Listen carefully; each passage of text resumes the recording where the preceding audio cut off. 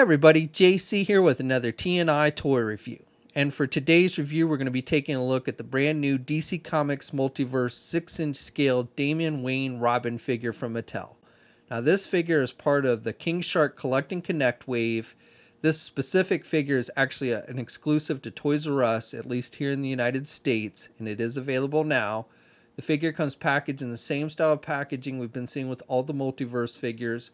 You've got the window box with the red and black highlights. You've got the figure clearly displayed. Down below, you've got some artwork for the character and the name. Off to the side, you've got some more artwork for the character and a brief bio. And then on the back of the packaging, you have a look at the King Shark with the alternate head that comes with this figure. And then off to the side, you have a look at all the other figures in the King Shark Collect and Connect wave. All right, let's get this open and take a look at what's inside. Okay, so here's a look at the figure outside the packaging along with the other content. Now, I reviewed the King Shark figure a couple weeks ago along with the rest of the figures or the regular released figures in this wave. So if you didn't check out those reviews, you should go back and do so. But to switch out the heads, if you've got the regular head on there, you just want to pop it off. It just attaches with a ball type joint, and then you just pop on this alternate head. This alternate head is a hammerhead, and is made to be more, I think, the new 52 version. Now, I will note that the gray skin on this alternate head is a little bit lighter color than the rest of the figure and the gray on the regular head. So it does stand out a little bit, but otherwise I think it looks pretty good. And again, I like the sculpting detail and everything on it. So if you like this version, this hammerhead version of King Shark, then this is something you'll probably definitely want to pick up. As far as articulation goes with the head sculpt, it's exactly the same as the other head. You really can't turn the head or do it up or down with the way it fits on the figure. The only articulation you get with the head is with the jaw.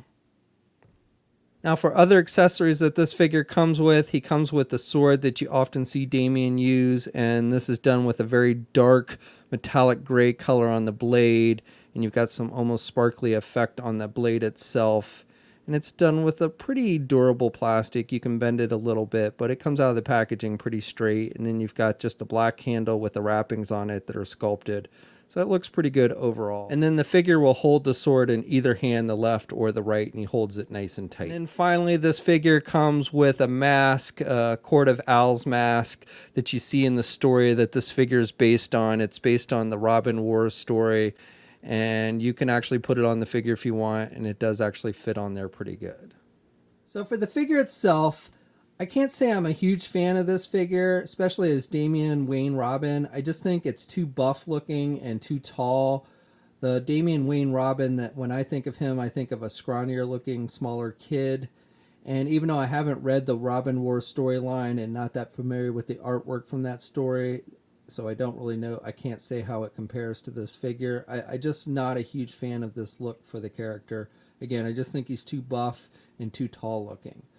As a general Robin figure, though, I don't think it's too bad. It has pretty solid paint applications. You've got the red on the shirt. You've got the Robin R symbol painted on his chest, and that looks pretty crisp and clean.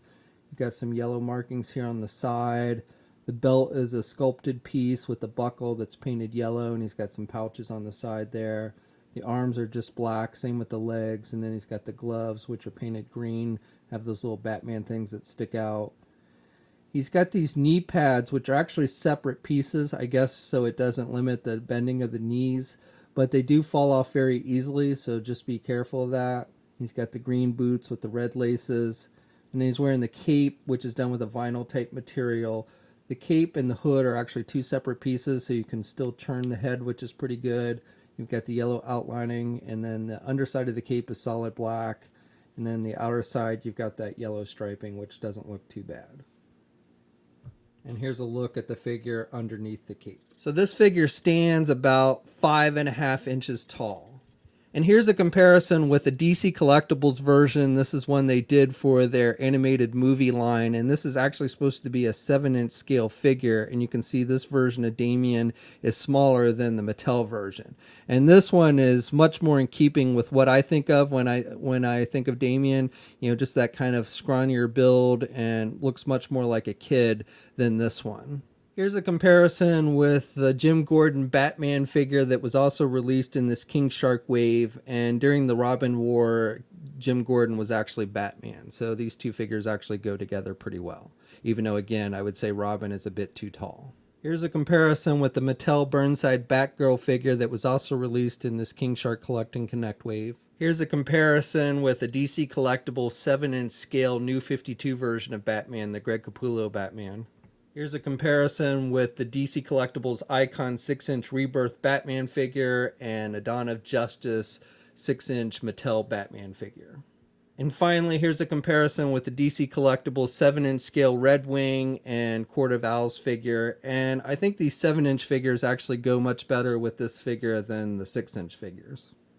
So for articulation, you can turn the head to the left and the right. Again, that hood is a separate piece, so you can still turn the head. You don't really get any back or forth movement with the head. Arms attached with your standard ball hinge joint there at the shoulder, so he can get his arm out pretty good. Now, he can't rotate his arm all the way around because of the cape. He does have a bicep swivel. He's got a single hinged elbow, so he can bend his elbow about that much. And then you've got rotation there at the wrist, but no hinges on the hands. He's got an ab crunch type joint, so he can crunch down about that much, and he can look back pretty good. Does not have a waist swivel. Legs are attached with those hinge joints, so he can do the splits about that much. He can get his leg forward about that much. The shirt piece comes down over the leg, so it limits some of that forward movement, and he can only do the leg back about that much as well. This shirt piece is a rubber material, but it does still limit some of the leg movement there.